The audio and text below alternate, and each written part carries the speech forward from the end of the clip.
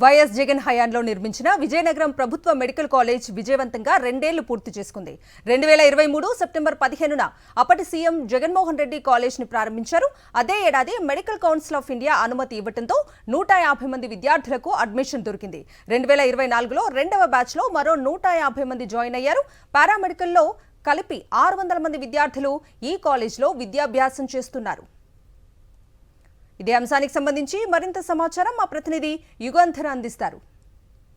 ప్రభుత్వ medical college మాకొద్దు అని విజయనగరం జిల్లాలోని టీడీపీ నేతలు అశోక్ గజపతిరాజు చేతులు ఎత్తేసిన తర్వాత వైఎస్ఆర్ కాంగ్రెస్ పార్టీ ప్రభుత్వం అధికారంలోకి వచ్చిన తర్వాత 2021లో ఈ మెడికల్ కాలేజీని శంకుస్థాపన చేశారు ముఖ్యమంత్రి వైఎస్ జగన్మోహన్ రెడ్డి. ఆ తర్వాత కరెక్ట్గా ఇదే రోజున అక్టోబర్ 15, 2023న దీన్ని ప్రారంభించి తరగతులు ప్రారంభించారు. 2 ఏళ్లలో ఒక అద్భుతమైనటువంటి ప్రభుత్వ మెడికల్ కాలేజీని అయితే రాష్ట్ర ప్రభుత్వం అప్పుడు వైఎస్ఆర్ కాంగ్రెస్ పార్టీ ప్రభుత్వం నిర్మించింది.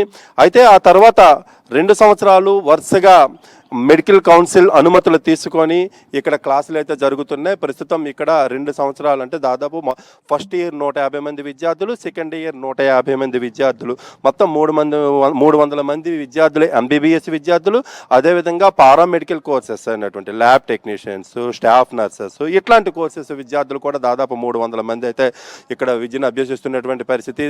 దాదాపు 600 మంది విద్యార్థులు ప్రస్తుతం ఈ కాలేజీలోని ఉన్నటువంటి పరిస్థితి. మొత్తంగా ఈ మెడికల్ కాలేజీని 70 ఎకరాలలో 500 కోట్ల రూపాయలతో నిర్మించారు ఫస్ట్ ఫేజ్లో. ఇక్కడ ఈ మెడికల్ కాలేజీతో పాటు ఇక్కడ జనరల్ హాస్పిటల్ కూడా నిర్మించాలని చెప్పి ప్రాజెక్ట్ రిపోర్ట్లో ఉంది. దీన్ని ఏపీ మెడికల్ ఇన్ఫ్రాస్ట్రక్చర్ కార్పొరేషన్ అనేది నిర్మిస్తుంది.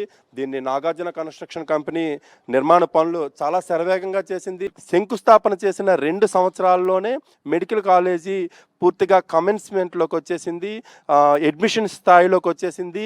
మెడికల్ కౌన్సిల్ ఆఫ్ ఇండియా ఏదైతే ఎన్టీఆర్ హెల్త్ యూనివర్సిటీ ఉందో ఆ హెల్త్ యూనివర్సిటీ నుంచి medical council of India recognition కూడాను సాధించగలిగింది. వాళ్ళ నార్మ్స్ అన్నీ కూడా ఫుల్ఫిల్ చేయగలిగారు.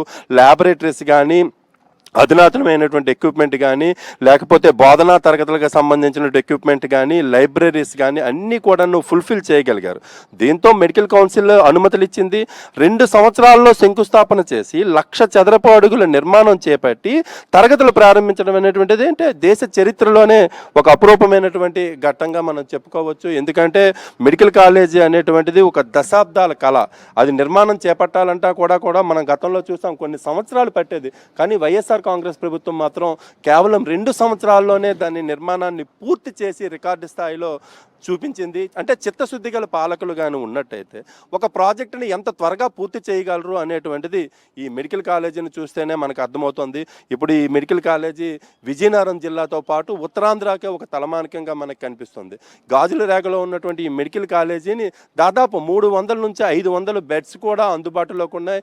ఈ బెడ్స్లో రోగులు కూడాను కేజీహెచ్ ఏదైతే super speciality hospital Visakhapatnam KGH ఉందో ఆ కేజీహెచ్కి వెళ్లకుండానే అట్లాంటి సౌకర్యమైనటువంటి వైద్యం ఇక్కడే పొందగలుగుతున్నారని చెప్పవచ్చు. వీడియో జస్ట్ ఈశ్వర్తో యుగంధర్, సాక్షి టీవీ, విజయనగరం నుంచి.